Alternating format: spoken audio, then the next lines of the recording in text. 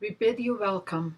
We do not ask what you believe or expect you to think a certain way, but only that you try to live a kindly, helpful life with the dignity proper to a human being. Welcome all who believe that religion is wider than any sect and deeper than any set of opinions. Welcome all who might find in our friendship strength and encouragement for daily living. Come, come, whoever you are, wanderer, worshipper, lover of leaving, ours is no caravan of despair. Come, yet again come. Come, come, whoever you are, wanderer, worshipper, whoever you're leaving, cause it's no caravan hour is leaving, cause it's no caravan hour is leaving, cause it's no caravan hour is leaving, cause it's no caravan hour is leaving, cause it's no caravan hour is leaving, cause it's no caravan hour is leaving, cause it's no caravan hour is leaving, cause it's no caravan hour is leaving, cause it's no caravan hour is leaving, cause it's no caravan hour is leaving, cause it's no caravan hour is leaving, cause it's no caravan of despair. Come, yet again come.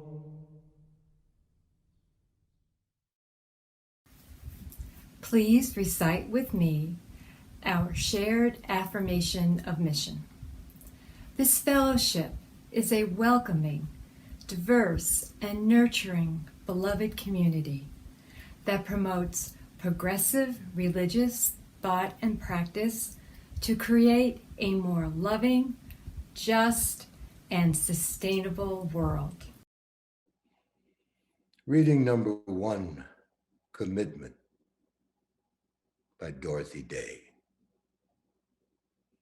People say, what is the sense of our small effort? They cannot see that we must lay one brick at a time, take one step at a time. A pebble cast into a pond causes ripples that spread in all directions. Yes, each one of our thoughts, our words, and deeds is like that. No one has the right to sit down and feel hopeless. There's too much work to do.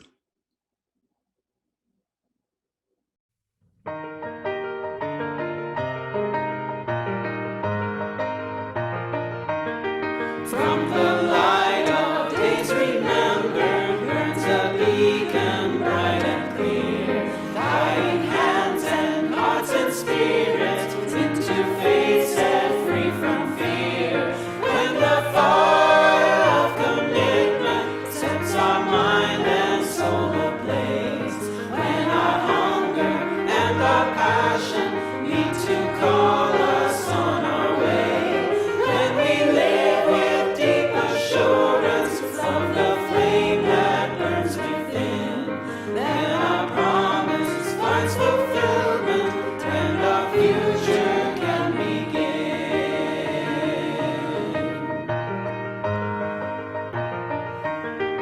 From the stories of our living brings a song both brave and free, calling pilgrims still to witness to the life of liberty. When the fire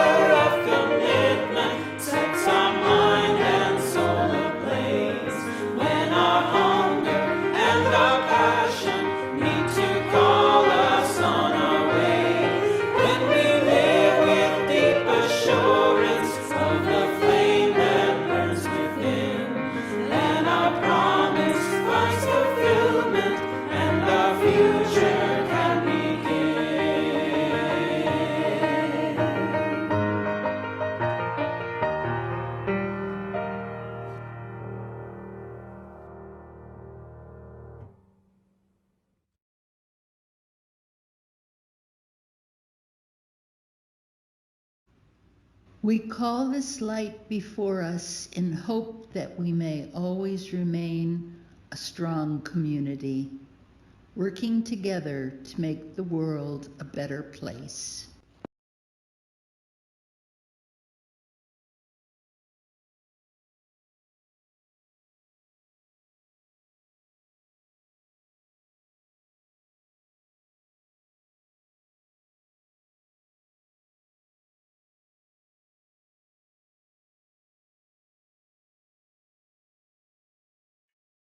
Greetings and blessings, everyone, and welcome. Welcome. I welcome you in the name of the ancestors upon whose shoulders I stand.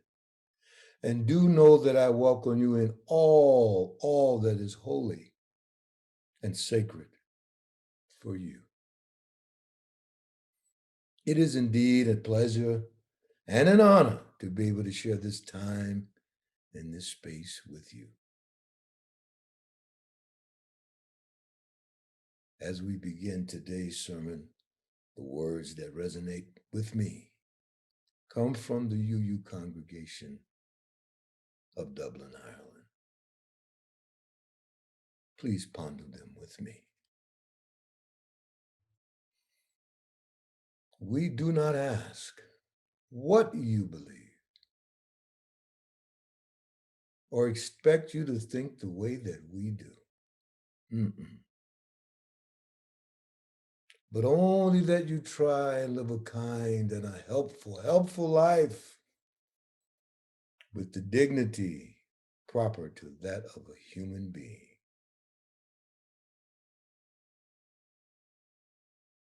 Welcome all who believe that religion is wider than any sect. Yes, and deeper than any set of opinions. Welcome all who might find in our friendship, dare I say in the SUUF Fellowship, strength and encouragement for daily living. Yes, indeed. Things that we can use, things that we need, things that make a difference in our lives. Yeah? Or as I like to say sometimes, things that it don't mean a thing if it ain't got that swing. So today's sermon is entitled Making and Keeping Our Commitments. Now, this commitment can be defined as, they say, it's a state or a quality of being dedicated to a cause or dedicated to an activity. That says to me that commitment is not a solo operation. It involves people and activities, other folk, as well as ourselves. This commitment has an essence, an energy attached to it that is not static. No, this energy moves us. It has an energy that moves us. And this energy, this essence, is driven by choice. Commitment is an act, not a word, Jean-Paul Sartre reminds us. An act, not a word, he says. And ultimately, this is true. Commitment moves moving from awareness to action, from hope to impact. Yes? But dare I say, not so quickly, I would offer. I would offer that we remember that which drives our commitment. That we take a moment, just take a moment of reflection upon that choice, that moment of awareness, that moment of consciousness, that moment when we see what has to be done And we then make our choice. We make our commitment. This awareness, this consciousness, what I like to call it developing the witness. It is the development of the witness. That part of ourselves that asks us questions. It questions, we question ourselves. Then we make a choice. Especially now, I believe and I feel that we need to recognize this awareness, this moment of witness, because our village is gone. It is different now. We live in a different kind of village. Because as we all know, we cannot really watch ourselves. That is the power of relationship, the nature of relationship. We do not have eyes that we can watch ourselves. We need a mirror in order to pull that off. Now, in the old village days, we used to have Uncle Bob or Aunt Sarah, Cousin Lucy, and our elders as constant reminders. They were our mirrors. They used to watch over us. They would guide us. And yes, they would call us on our stuff. And they loved us. But again, we live in a different kind of village now. Not necessarily any worse or bad, no judgment. But perhaps we know that very few of us tend to carry out our self-commitments. The challenge to keep them at the forefront of our awareness, of our consciousness. This is very, very important. Cannot be overstated, this important. Stephen Covey reminds us, he says, anything less than a conscious commitment to what is important is an unconscious commitment to what is unimportant.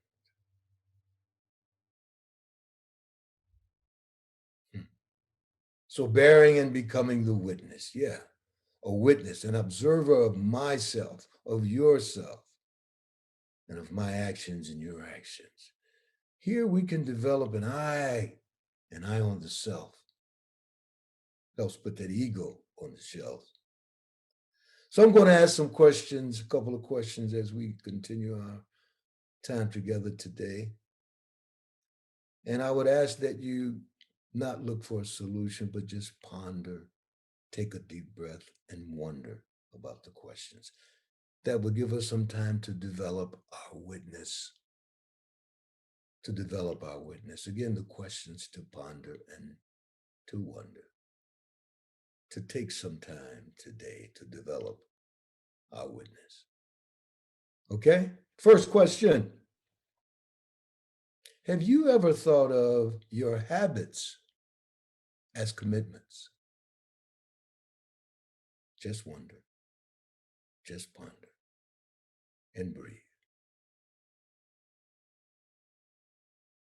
Habits as commitments. Habits, in fact, are arguably our most powerful commitments. Once the habits are in place, man, they happen without effect, without any effort, I should say, without any effort, kind of automatically so. We don't even consider them a chosen commitment. They're automatic. Yes, but it's clear that our bodies, our behaviors, our emotions are without a doubt committed to our habits.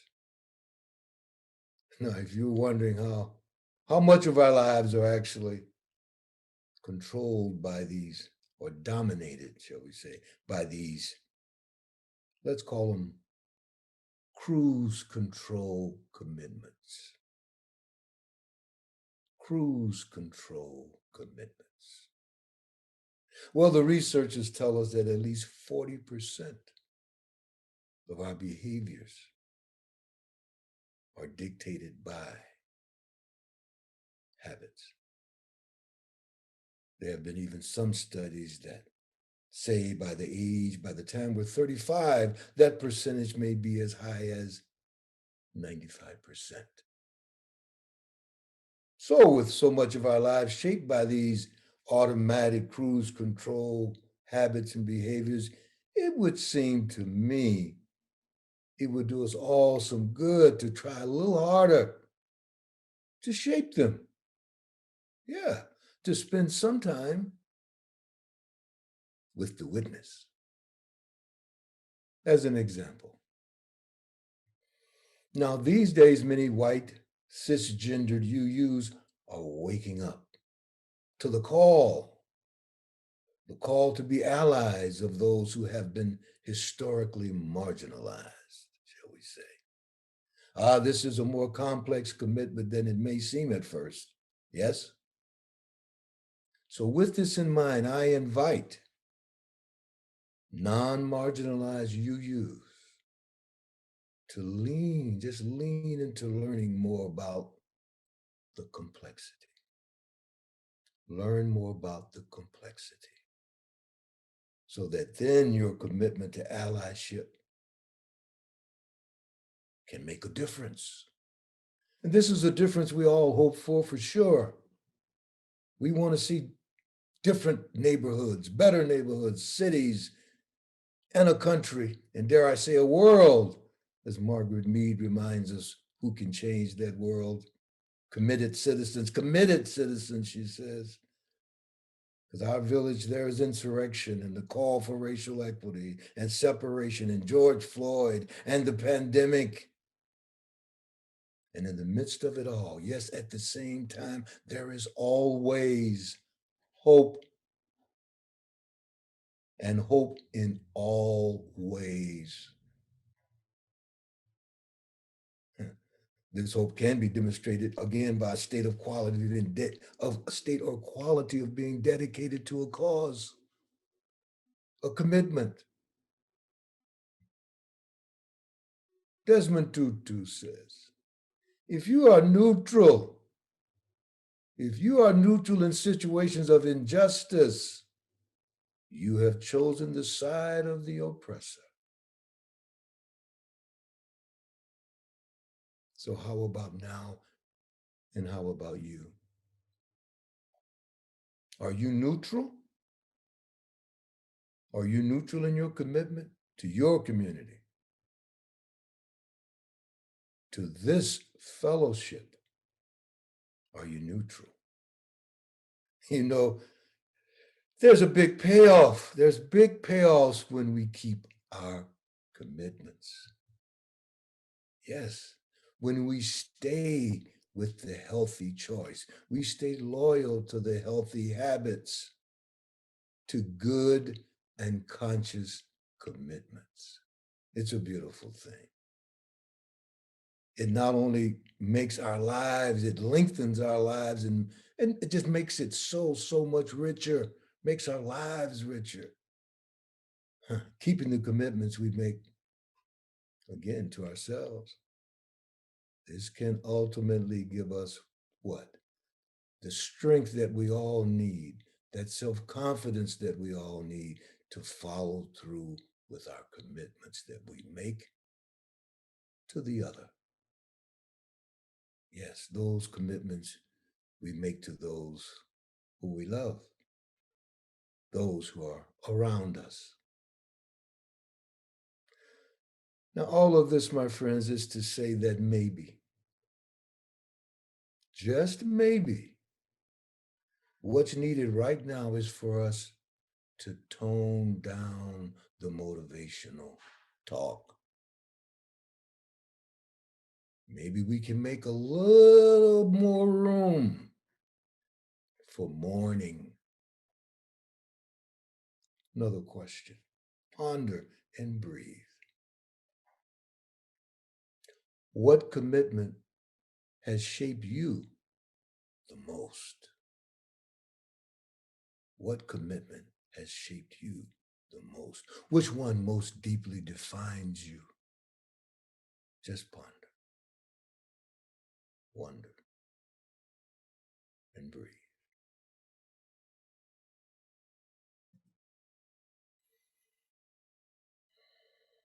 Nice breath. So we're in March,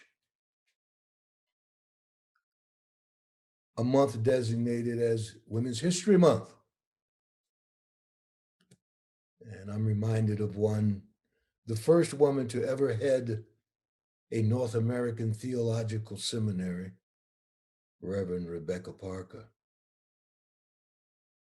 Yeah, that school happened to be Star King, by the way. She says, Rebecca says, bless her soul, quote, we receive who we are before we choose who we will become. We are born into relationship before we shape relationships by our conscious intention. That conscious word again. We inherit covenant before we create covenant. Covenant making must begin with the question, what have we been given? What is the covenant that you and I are already in? We're already in one. Just breathe for a moment.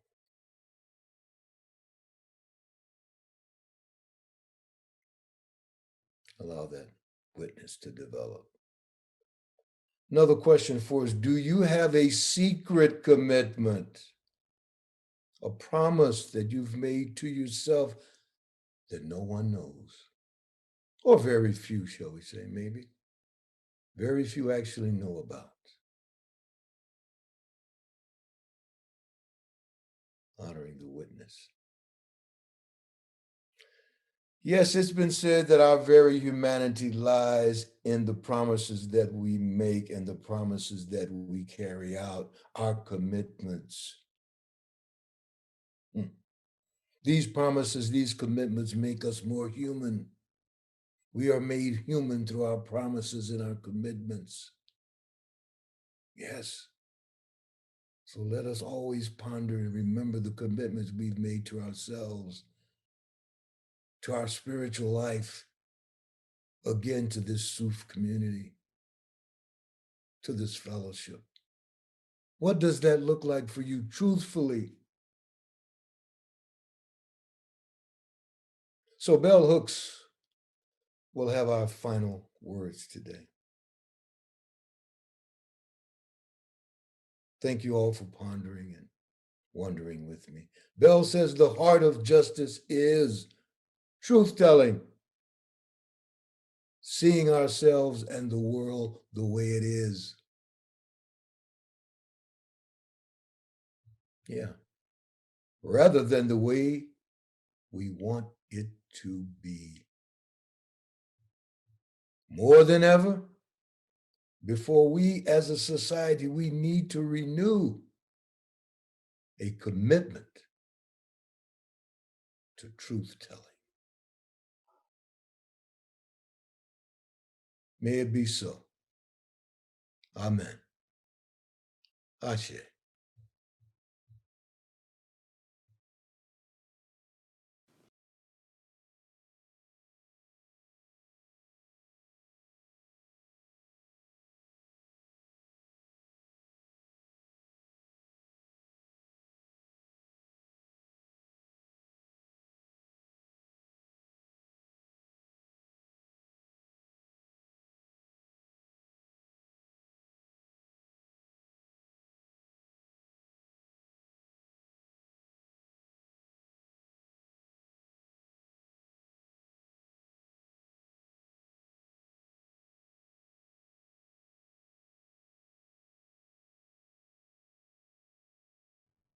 We have been warmed by fires we did not build. We have drunk at wells we did not dig. In gratitude of our many blessings and many needs, this morning's offering for this community will now be received.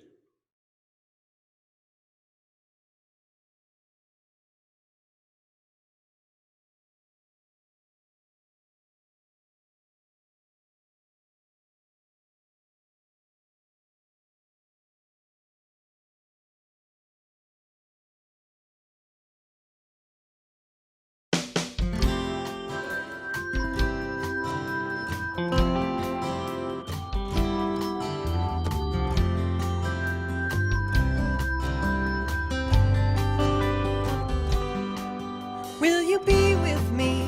Will you see me through? When the world is harsh, can I count on you? We have come this far, now it's up to you to be there. I stood up for you, knowing I might never have a chance to show my heart in ways that others learn to take for granted. And now I am asking you, will you be with me? Will you see me through? When the world is harsh, can I count on you? We have come this far, now it's up to you to be there. For this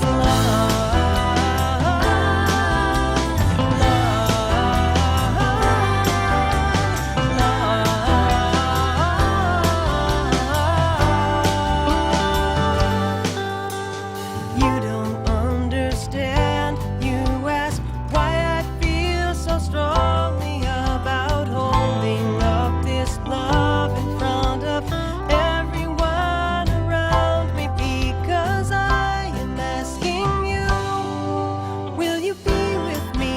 Will you see me through? When the world is harsh, can I count on you? We have come this far, now it's up to you to be there. For this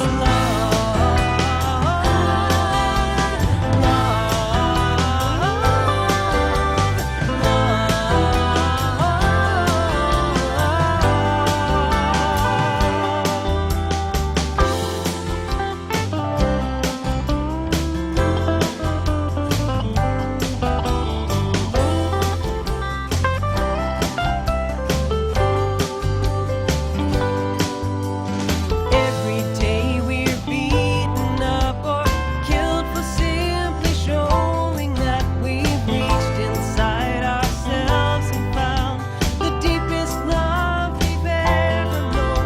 Can we depend on you? Will you be with me? Will you see me through? When the world is harsh, can I count on you? We have come this far, now it's up to you to be there. Will you be with me? Will you see me through? When the world is harsh, can I count on you? We have come this far, now it's up to you to be there. For this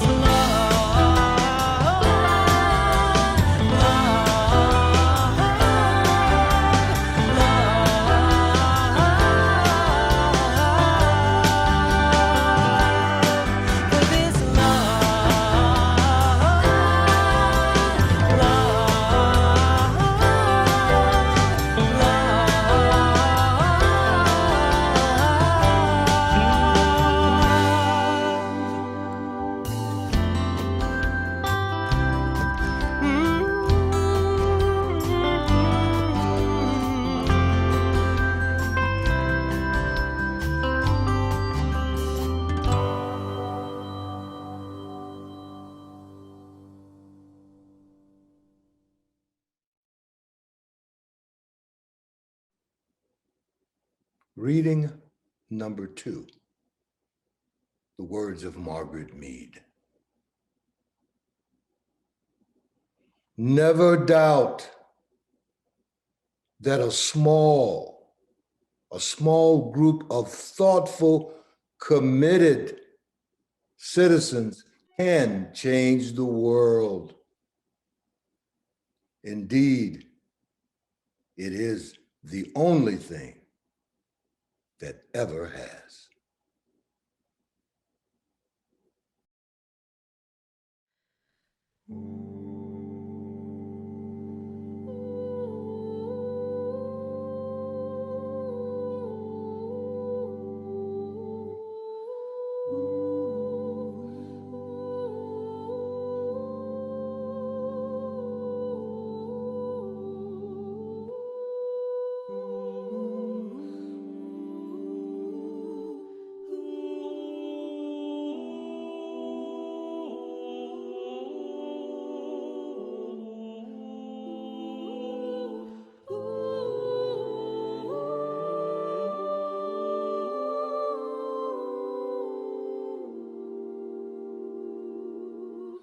We would be one as now we join in singing our hymn of love to pledge ourselves anew to that high cause of greater understanding of who we are and what in us is true. We would be one in living for each other to show to all a new community.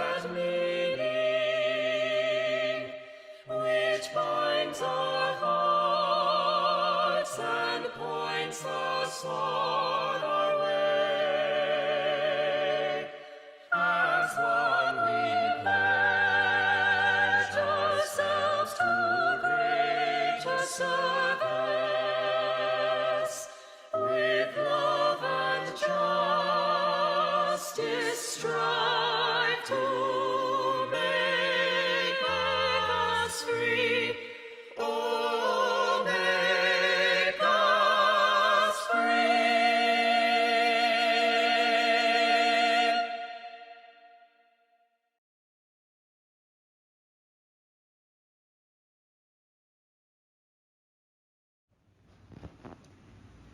We extinguish this flame, but not the light of truth, the warmth of community, or the fire of commitment. These we carry in our hearts until we are together again.